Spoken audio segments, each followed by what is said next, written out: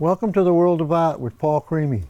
Today we're going to do a little something different. We're not going to start off with a painting. We're going to start off with some paintings that I've been working on for the last 3 or 4 weeks, maybe longer. And I jump around. I don't just do one thing.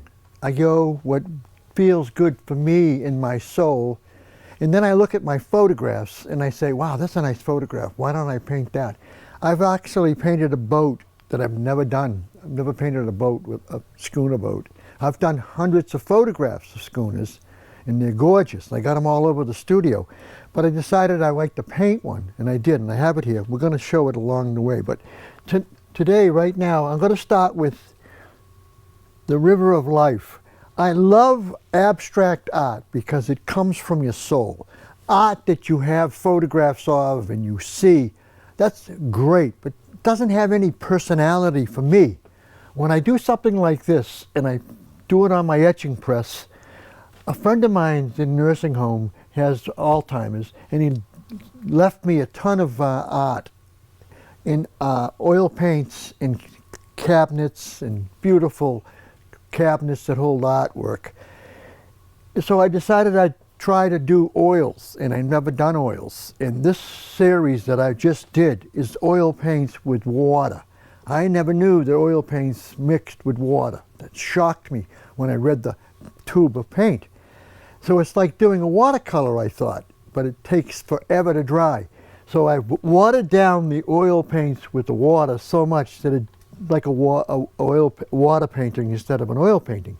But it has dynamic color when it dries. And I am thrilled with it, and I'm working with it. I'm going to do a ton of it this winter. But I've done 4 or 5 pictures with this oil, and this is the first one, the River of Life. And it has this movement, and it has this feeling, and the colors are bouncing each other around. And I love the idea of the flow throughout the painting. So there's all of this stuff that happens in an artist's mind. I sit here and I paint, and it just flows right through me.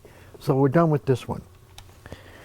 And I don't want to go too fast, and I don't want to go too slow.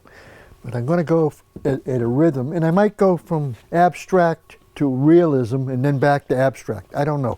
But this one here, oh, I just love this one. Freedom is a great love. Freedom is a great love, because it's nice to know that you can get away from everything that's around you. This particular print has this quality of being pushed around and stepped on. And I mean, this is what the epidemic felt like to me. The pressure, all of it coming down upon us, and we couldn't do anything about it. We had to wear masks, we had to be quarantined and stay away from people, and all of that nonsense. I try to get all of that stuff out of my making, believing soul, so that I did this painting to get away from all of that, the joy of the sky and the colors coming down into the body of mankind, and softening it up and making it more happy, and kind of like we've got this beautiful idea that we can breathe again, and we don't have to wear a mask, and we don't have to do anything that's going on out there. We can be ourselves again, and being ourselves again takes a little courage, takes a little change. We've gone through a year and a half of agony, I think. At least I felt that way. I don't know how other people feel. They had to stay in their house. They couldn't see their friends, couldn't see their kids, couldn't see their grandparents. Terrible. So I'm painting all of these paintings, and I'm expressing them. And I have other ones up on my wall that I didn't want to take down. So I'm trying to go with the new stuff, the stuff that I've done during the epidemic. And now here's another one. And if you look at the colors, I felt like when I saw this, can we look up? I felt like the pressure of this thing that we went through was driving me nuts, and I didn't know how to express it. So I found myself pushing down on the figures, and they're being pushed to the ground. And I'm saying, you got to lift your head up and say, I'm not taking any more of this. So I like things that have a story and they say something. my particular abstract is going to always say something. If people don't see it, that's all right. People see what they want to see, no matter what it is. Anything that happens in their lives, they see the same thing everybody sees, but they see it in a different way. Every artist should be able to express himself specifically of what he feels like inside his soul. And that's why I love abstract art, and that's why I love the press, because I can do these prints, and I have this tremendous color that comes up, and it just thrills me. And then I did something when I was going along that I did for years and years and years. I have done 300 and something, and I call them love letters. And you look at it, and it sees all of these ziggity-zag lines and words and stuff. To me, these are prayers to God, but I call them love letters. And I always seem to fall back into this rhythm of this particular kind of thing. I love the colors in this particular orange and blue and white. White is not a color, but it's the color of all colors. And it has yellow, and it has all of these simple colors that are buried into this particular thing. And it's a movement of our soul. Writing a letter to God is just a whole nother concept. If you came to my studio, I probably have 7 or 8, maybe 10 on the walls, and they're on canvases. But in my drawers that I keep all of my work, I have 300 beautiful, beautiful love letters. And I could have sold some of them to a company, but I kind of backed off because I wasn't ready. I'll probably sell them someday, but they're just, I think they're gorgeous. So that's the newer ones. And oh yeah, this one's one of them too. I did this one this week. And to me, it looks like a flower garden. I don't know how you'll see it, but to me, I go to squint my eyes and I see all of these gorgeous flowers. And this was a print on the press, and I saw it and I said, wow, it's different than everything I've done with the last 4. So I went with it. See, this is what I do. I go with the flow. If the flow is directing me somehow in a different direction, I'll do it. And then I'll put it away and put it aside and put it up. I've already got somebody that's interested in this. I showed it to her and she loved the field and the flowers and the movement of them. That's this week. That's Monday, Tuesday, Wednesday. So I'm going to go into some of the older ones now. This one I did a while back, and it's really quite, get this up a little, good. For a series I had a while back, I was doing a lot of blue and white and yellow. Something about the colors that were, maybe it was the frustration I was trying to get rid of, or the attitude, or something negative. And it seems to fly out of it and comes into this, I'm moving, but I'm not going anywhere. I'm stuck in this particular situation. And I look at these paintings like this and these prints that I use on my press, and I say 731, well, that's just the numbers that I love. And I put numbers that I love on these prints sometimes because I don't have the words.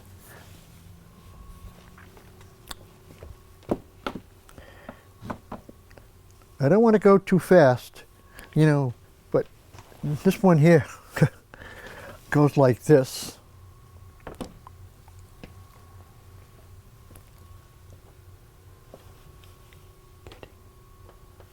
This title is Getting By. Getting by for some reason. I love the movement in the colors. They speak to me in a different way. They sort of flow, they push you around, you're trying to figure out what's going on. I almost see a face in here. You know, some of these things, if you squint your eyes, you'll see things that you never thought you'd see. I mean, this is what my idea of what this virus was like. It's all this stuff flying around. And why do some people get it and why do people do not get it? Never figure that out. It's just weird.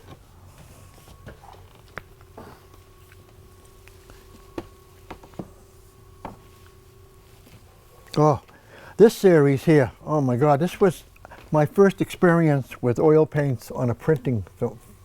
and I had to wait for a year for it to dry. So I was very, very delicate about putting it on the plexiglass. What I do is I paint the whole entire subject on plexiglass and then put the paper on top of the plexiglass and then run it through my etching press that has 2,000 pounds of pressure. And I come up with this particular piece, and it just jumped at me, and I said, wow. I mean, the colors, the feeling. This is what I like about oil paints. I said, I'm going to have to learn how to paint with oil paints. So I'm starting with the etching press, and then I'm going to go and move my way through this winter in doing paintings. But it takes 6 to 7 months to dry. I was watching or listening to a commentary about Da Vinci and how it took Da Vinci 6 months of painting Mona Lisa. 6 months of painting that painting to get it to work. So this is some pictures. I think I just painted this one. I painted this particular painting in Maine, and I painted it on a day. It was really kind of soft, like the sky, and I was all by myself in this field, and I'm painting away. And when I turned around, when I was finished, there was about 50 people taking pictures. I cracked up. Every time I paint in Maine, a whole bunch of people show up and they watch me paint. And this is the painting I did, and it's just a field of flowers, and I probably embellished it a little with the colors of the flowers, but I felt like it needed a little push here and there. This is what I want the field to look like in the sky. And it has such a quietness about it. I really like the feeling of it.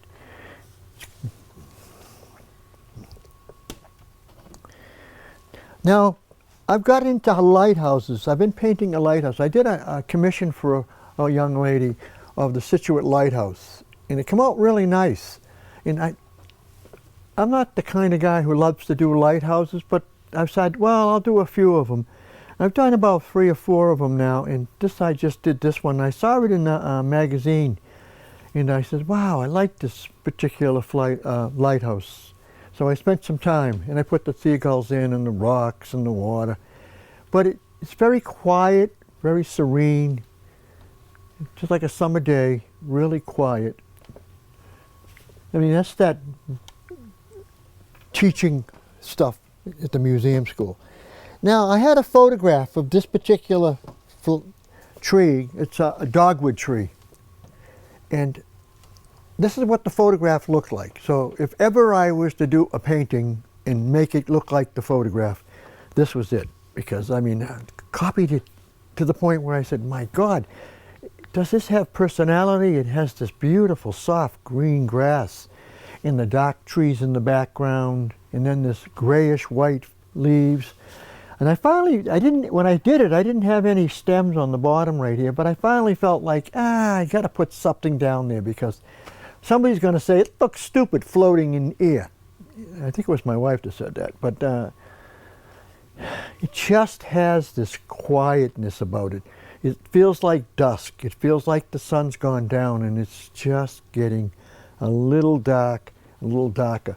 So when you look at it, you seem to get pulled into it, and that's what I love about a painting.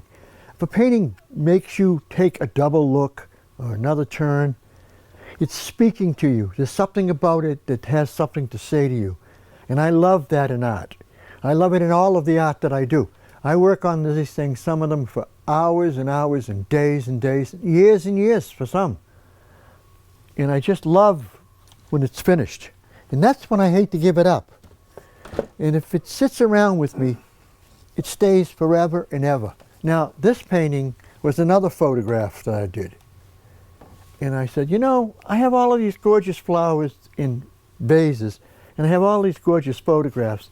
So I'm going to do a painting with this particular photograph. I could have got it and showed you, but I don't like to put up the photograph in the picture at the same time, because the picture is always going to look, photograph's always going to look perfect. A painting has its personality. It has a quality that a photograph doesn't have. And that's why I don't do photorealism. Because I think if you're going to do photorealism, do it with the camera. Don't even bother painting it. I have a lot of my friends that are great artist. One of my friends, Michael Keane, did a couple of paintings of me and my brother and a bunch of other paintings, and magnificent, and made a lot of money doing his paintings. But I was never money hungry in the sense that he got $300,000 or $400,000 for his paintings. Yeah, God bless him. And he died at 63 of a heart attack in his sleep. Terrible, terrible. Great artist, great friend. So this beautiful flower, I have a friend of mine who loves my flower paintings, and she's already put a word in that she likes to buy this one. So it may be sold. All right, let me show you the first oil painting I've ever done on a canvas. And this is it. And when I did it, I was shocked because I thought it was so dark that it wasn't going to have any personality. So I left it alone for about 3 weeks or 4 weeks, and it changed. And I said, wow, look at this thing. It's changing. And every week for months, 3 months or 4 months, it got softer and softer and softer. And now, these are all the souls rising up. And all the people on the ground are the people that are going to go up, because they've got this white figure and he's taking them home. And when I did it, this whole thing was almost black. And I said to myself, oh, what a waste of time I spent all day doing 2 or 3 days painting this. And this is still shocking me to the point where I'm going to do a bunch of real oil paints and see what happens.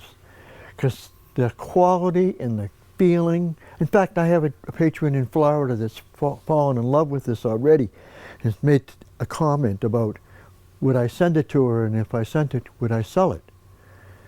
And I said, I haven't got it out of my system yet. It's still in me. I'm still thinking about it, still looking at it.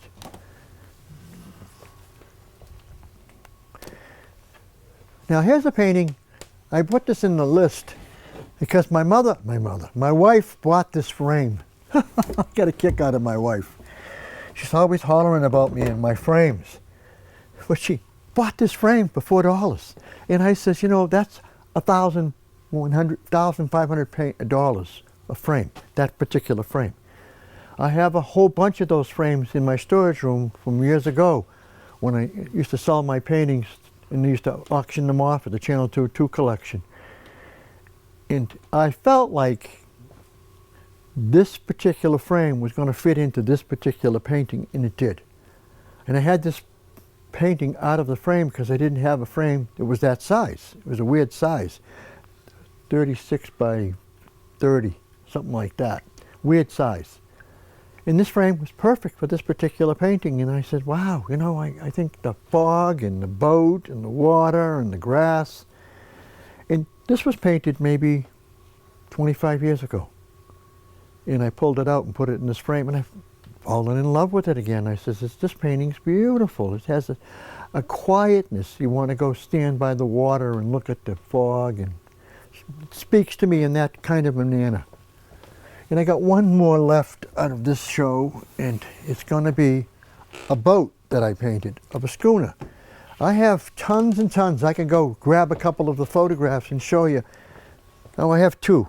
I'm going to show this one with the boat, and then I'm going to show you 3 I've got. So I'll show you the boat, and then I'll show you the other 2. Here's the boat. Now, this is the first boat I've ever painted. Like, I've done some a little tiny boat like that on the water, but nothing like this. And I said, wow, you know, this really came out nice. I love the color, and I love the movement, and I love the figures in here. And even though it's not jumping at you, they're there. So when you're an artist, you can do everything. It's your attitude about what you want to do. You start saying, I can't do this and I can't do that, and it goes out the window. I like it what God said, what Jesus said about in the Bible, about what you say with your tongue, either life or death. Well, the same with art. Art is like that. You got to say good things to yourself when you're painting and when you're doing stuff like this, and then the art becomes so beautiful. You say to yourself, wow, where did that come from? That came from believing. Believing in an artist, believing in yourself, makes it so much easier to be a beautiful painting. So this was going to be my second boat. And about 3/4 of the way I said to myself, oh no, this is not working. So I painted over what I was doing, and this became a painting. And my wife fell in love with it. She said, I love the feeling of this, the bird and the rocks and the sky and the water. It feels like dusk, and then the bird's coming home at night, that kind of a thing. And it's just a whole different, I don't think I've ever painted a painting with this color in the sky. I painted tons and tons of paintings over the last 60 years. And that particular color just popped into the painting, and it became part of the painting, and the whole painting became part of the show, or part of what I was doing. And I've gotten some nice feedback. A lot of people like it.